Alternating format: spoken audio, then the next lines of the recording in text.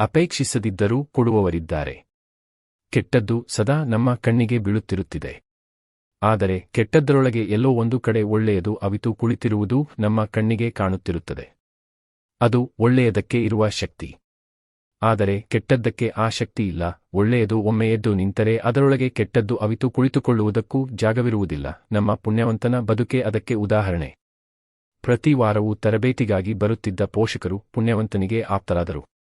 ಕೆಲವರು ಆತನಲ್ಲಿದ್ದ ಆಧ್ಯಾತ್ಮ ಶಕ್ತಿಯನ್ನು ಗುರುತಿಸಲಾರಂಭಿಸಿದರು.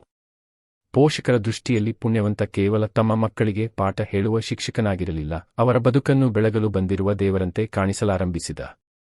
ಪುಣ್ಯವಂತನ ಕತೆ ಕೇಳಿ ಮನೆಗೆ ಹೋಗುತ್ತಿದ್ದ ಮಕ್ಕಳು ಪೋಷಕರೊಂದಿಗಿನ ತಮ್ಮ ನಡತೆಯನ್ನು ಬದಲಾಯಿಸಿಕೊಂಡಿದ್ದರು.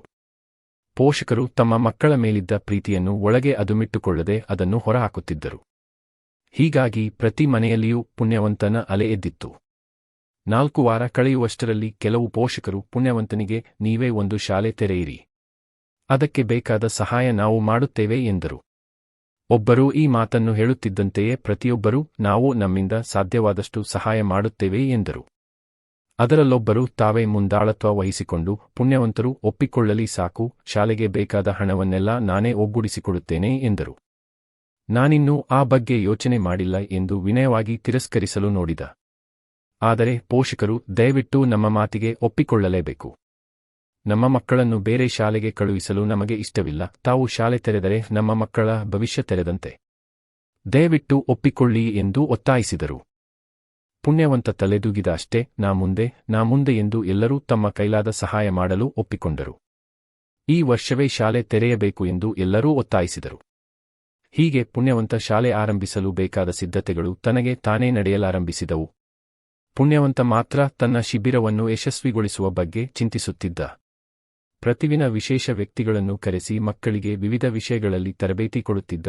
ಇನ್ನು ಪಾಠಕ್ಕೆ ನಿಂತರೆ ಮಕ್ಕಳಿಗೆ ನಾವು ಆಟ ಆಡುತ್ತಿದ್ದೇವೆಯೋ ಪಾಠ ಕಲಿಯುತ್ತಿದ್ದೇವೆಯೋ ಎಂಬುದು ಗೊತ್ತಾಗುತ್ತಿರಲಿಲ್ಲ. ಆದರೆ ಆತ ಕಲಿಸಿದ ಎಲ್ಲ ವಿಷಯಗಳೂ ಮಕ್ಕಳಿಗೆ ಮನದಟ್ಟಾಗಿರುತ್ತಿತ್ತು.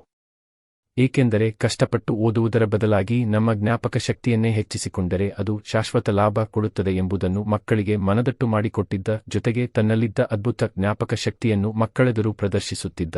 ಇದರಿಂದ ಮಕ್ಕಳು ಪ್ರೇರೇಪಿತರಾಗುತ್ತಿದ್ದರು. ಒಟ್ಟಿನಲ್ಲಿ ಪುಣ್ಯವಂತನ ಬೇಸಿಗೆ ಶಿಬಿರವೆಂಬುದು ಪುಣ್ಯವಂತನೇ ಸೃಷ್ಟಿಸಿದ ಸ್ವರ್ಗ ಲೋಕದಂತಿತ್ತು. ಕಾಯಕದಲ್ಲಿ ಕೊರತೆಯಾಗದಿದ್ದರೆ ಪ್ರತಿಫಲದಲ್ಲಿ ಹೊಳು ಜಾಸ್ತಿ. ಅವನು ಕೊಡಲು ಆರಂಭಿಸಿದರೆ ನಿನ್ನಿಂದ ತೆಗೆದುಕೊಳ್ಳಲು ಸಾಧ್ಯವಿಲ್ಲ. ಪುಣ್ಯವಂತ ಹಮ್ಮಿಕೊಂಡಿದ್ದ ತರಬೇತಿ ಶಿಬಿರದ ಮುಕ್ತಾಯಕ್ಕೆ ಇಡೀ ನಗರದ ಜನತೆ ಅಲ್ಲಿ ನೆರೆದಿದ್ದರು. ಮಕ್ಕಳು ತೋರಿಸುತ್ತಿದ್ದ ಪ್ರತಿಭೆಗೆ ಜನತೆ ಬೆಕ್ಕಸಬೆರಗಾಗಿತ್ತು. ಕೇವಲ 2 ತಿಂಗಳಲ್ಲಿ ಇಷ್ಟೆಲ್ಲಾ ಕಲಿಸಲು ಸಾಧ್ಯವೇ ಎಂದು ಪಂಡಿತರು ಹುಬ್ಬೇರಿಸಿದರು. ಪುಣ್ಯವಂತ ಮಾತ್ರ ಇದೆಲ್ಲ ಮಕ್ಕಳ ಪ್ರತಿಭೆ ಎಂದು ಕಾರ್ಯಕ್ರಮ ನಿರೂಪಿಸುತ್ತಿದ್ದ. ಪೋಷಕರು ಅಂದು ತಾವು ಶಾಲೆ ಪ್ರಾರಂಭಿಸುವುದನ್ನು ಘೋಷಿಸಬೇಕು ಎಂದು ಒತ್ತಾಯಿಸಿದ್ದರು. ಆದರೆ ಪುಣ್ಯವಂತ ಆ ಬಗ್ಗೆ ಪ್ರಸ್ತಾಪಿಸದೆ ಮಕ್ಕಳ ಪ್ರತಿಭೆಯನ್ನು ಪ್ರದರ್ಶಿಸುತ್ತಿದ್ದ. ಪುಣ್ಯವಂತ ಘೋಷಣೆ ಮಾಡುವುದಿಲ್ಲ ಎಂದು ತಿಳಿದುಕೊಂಡ ಪೋಷಕರೊಬ್ಬರು ತಾವೇ ವೇದಿಕೆಯೇರಿ ಬಂದು, ಪುಣ್ಯವಂತರು ನಮ್ಮ ಊರಿಗೆ ಬಂದು ಬೇಸಿಗೆ ಶಿಬಿರ ನಡೆಸಿರುವುದು ನಮ್ಮೆಲ್ಲರ ಭಾಗ್ಯ. ಅವರೇ ಒಂದು ಶಾಲೆ ತೆರೆದರೆ ಅದು ನಮಗೆ ದೊರೆಯುವ ಇನ್ನೊಂದು ಭಾಗ್ಯವಾಗುತ್ತದೆ. ನಮ್ಮ ಒತ್ತಾಯಕ್ಕೆ ಮಣಿದು ಅವರು ಈ ವರ್ಷವೇ ಇಲ್ಲೊಂದು ಶಾಲೆ ಆರಂಭಿಸುತ್ತಿದ್ದಾರೆ. ಎಲ್ಲರೂ ತಮ್ಮಿಂದ ಸಾಧ್ಯವಾದ ಸಹಾಯ ಮಾಡಿದರೆ ಅವರು ಶಾಲೆ ಆರಂಭಿಸುತ್ತಾರೆ ಎಂದು ಘೋಷಿಸಿಯೇ ಬಿಟ್ಟರು.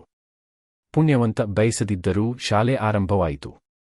ಆ ಶಾಲೆ ಹೇಗಿರಬೇಕು ಎಂಬ ಬಗ್ಗೆ ಪುಣ್ಯವಂತನ ಬಳಿ ಒಂದು ಬೃಹತ್ ನಕ್ಷೆ ಇತ್ತು. ಅದರಂತೆಯೇ ಆತ ತರಗತಿಗಳನ್ನು ಆರಂಭಿಸಿದ್ದ. ತನ್ನ ಶಾಲೆಗೆ ಬೇಕಾದ ಸಲಕರಣೆ, ಜಾಗ ಎಲ್ಲವೂ ದಾನವಾಗಿಯೇ ಬಂದಿತ್ತು. ಯಾವ ಕೊರತೆಗಳೂ ಇಲ್ಲದ ಬೃಹತ್ ಶಾಲೆ ಮೈದೆಳೆದಿತ್ತು. ನಾನು ಶಾಲೆ ತೆರೆದಿದ್ದೇನೆ ಎಂದು ಪುಣ್ಯವಂತನಿಗೆ ಎಂದಿಗೂ ಅನಿಸಿಲ್ಲ ಎನ್ನುವಂತೆ ಪುಣ್ಯವಂತ ಮೌನವಾಗಿ ಮಕ್ಕಳಿಗೆ ಪಾಠ ಶುರು ಮಾಡಿದ್ದ. ಪುಣ್ಯವಂತನ ಶಿಕ್ಷಣ ಪದ್ಧತಿಯೇ ಬೇರೆ ರೀತಿ ಇತ್ತು. ಮಕ್ಕಳಿಗೆ ಹೋಮ್ ವರ್ಕ್ ನೀಡುತ್ತಿರಲಿಲ್ಲ. ಆದರೆ ಮುಂಜಾನೆಗೆ ಶಾಲೆಗೆ ಬಂದ ಮಕ್ಕಳು ಸಂಜೆಯೇ ಮನೆಗೆ ತೆರಳುತ್ತಿದ್ದರು. ಶಾಲೆಯಲ್ಲಿಯೇ ಎಲ್ಲವನ್ನೂ ಆಟವಾಡುತ್ತಲೇ ಕಲಿಯುತ್ತಿದ್ದರು. ಮನೆಗೆ ಹೋದರೆ ಪೋಷಕರೊಂದಿಗೆ ಆಟವಾಡುತ್ತಾ ಕಾಲ ಕಳೆದು ಮುಂಜಾನೆ ಮಕ್ಕಳು ಖುಷಿಯಿಂದಲೇ ಶಾಲೆಗೆ ಸಿದ್ಧವಾಗಿ ಬರುತ್ತಿದ್ದರು. ಅಂತಹ ವಾತಾವರಣ ಸೃಷ್ಟಿಯಾಗಲು ಪುಣ್ಯವಂತ ವರ್ಷಗಳ ಕಾಲ ತಪಸ್ಸು ಮಾಡಿದ್ದ. ತಪಸ್ಸೆಂದರೆ ಬೆಟ್ಟದಲ್ಲಿ ಕುಳಿತು ದೇವರನ್ನು ಒಲಿಸಿಕೊಳ್ಳುವ ಕಾಯಕವಲ್ಲ. 1 ವರ್ಷ ಆತ ಕಾಲೇಜಿಗೆ ಹೋಗಿ ಪಾಠ ಮಾಡುತ್ತಿದ್ದರೂ ಮನೆಗೆ ಬಂದವನೇ ನನ್ನ ಶಾಲೆಯಲ್ಲಿ ಮಕ್ಕಳಿಗೆ ಈ ರೀತಿಯಲ್ಲಿಯೇ ಕಲಿಸಬೇಕು ಎಂಬ ಎಲ್ಲ ನೀಲನಕ್ಷೆಯನ್ನು ತಯಾರಿಸಿಟ್ಟುಕೊಂಡಿದ್ದ. ಶಿಕ್ಷಣ ಕ್ಷೇತ್ರದಲ್ಲಿರುವ ಎಲ್ಲ ನ್ಯೂನತೆಗಳನ್ನು ಪಟ್ಟಿ ಮಾಡಿ ಅವುಗಳಿಗೆ ಪರಿಹಾರವನ್ನು ಸಿದ್ಧ ಮಾಡಿಕೊಂಡಿದ್ದ. ಅಂದರೆ ಒಂದು ದಿನದ ಮದುವೆ ಕಾರ್ಯಕ್ಕೆ ನಾವು ತಿಂಗಳುಗಟ್ಟಲೆ ತಯಾರಿ ನಡೆಸಿದಂತೆ ಪುಣ್ಯವಂತ ಮಕ್ಕಳಿಗಾಗಿ ವಿಶೇಷ ಪಟ್ಟಿಯನ್ನೇ ಸಿದ್ಧತೆ ಮಾಡಿಕೊಂಡಿದ್ದ. ಮಕ್ಕಳ ಸಂಖ್ಯೆ ಸಂಪೂರ್ಣವಾಗಿತ್ತು. ಶಾಲೆ ಆರಂಭವಾಗಿ 3 ತಿಂಗಳಲ್ಲಿ ಆ ಶಾಲೆಯ ಮಕ್ಕಳು ಬೇರೆ ಬೇರೆ ಜಿಲ್ಲಾ ಮಟ್ಟದ ಕಾರ್ಯಕ್ರಮಗಳಲ್ಲಿ ಬಹುಮಾನ ಪಡೆಯಲಾರಂಭಿಸಿದರು. 6 ತಿಂಗಳಿಗೆ ಅದೇ ಶಾಲೆಯ ಕೆಲವು ಮಕ್ಕಳು ವಿಜ್ಞಾನದಲ್ಲೊಂದು ಹೊಸ ಪ್ರಯೋಗ ಕಂಡುಹಿಡಿದು ವಿಜ್ಞಾನ ಲೋಕವೇ ವಿಸ್ಮಯದಿಂದ ನೋಡುವಂತೆ ಮಾಡಿದರೆ, ಇನ್ನು ಕೆಲವು ಮಕ್ಕಳು ರಾಜ್ಯಮಟ್ಟ ಹಾಗೂ ರಾಷ್ಟ್ರಮಟ್ಟದ ಸ್ಪರ್ಧೆಗಳಲ್ಲಿ ಪದಕ ಗೆದ್ದು ಬರುತ್ತಿದ್ದರು. ಪ್ರಾರಂಭವಾದ ಕೆಲವೇ ದಿನಗಳಲ್ಲಿ ಪುಣ್ಯವಂತನ ಶಾಲೆ ರಾಷ್ಟ್ರಮಟ್ಟದಲ್ಲಿ ಹೆಸರು ಗಳಿಸಿತು. ಪುಣ್ಯವಂತನ ಶಾಲೆಯ ಕಲಿಕಾ ವಿಧಾನದ ಬಗ್ಗೆ ಪತ್ರಿಕೆಗಳು ವಿಶೇಷ ವರದಿ ಪ್ರಕಟಿಸುತ್ತಿದ್ದವು. ಜೊತೆಗೆ ಆ ಶಾಲೆ ಊರಿನ ಜನರಿಂದಲೇ ಆರಂಭವಾಗಿದ್ದು ವಿಶೇಷ ಸುದ್ದಿಯಾಗಿತ್ತು. ಈ ವರದಿಗಳಿಂದ ಪ್ರೇರೇಪಿತರಾದ ಹಲವಾರು ಪಟ್ಟಣಗಳ ಜನರು ತಮ್ಮಲ್ಲಿಯೂ ಅಂತಹ ಶಾಲೆ ತೆರೆಯಬೇಕೆಂದು ಒತ್ತಾಯಿಸತೊಡಗಿದರು. ಜನರು ತಾವೇ ಮುಂದಾಗಿ ಜಾಗ, ಹಣ, ಸಾಮಗ್ರಿಗಳನ್ನು ಕೊಡಲಾರಂಭಿಸಿದರು.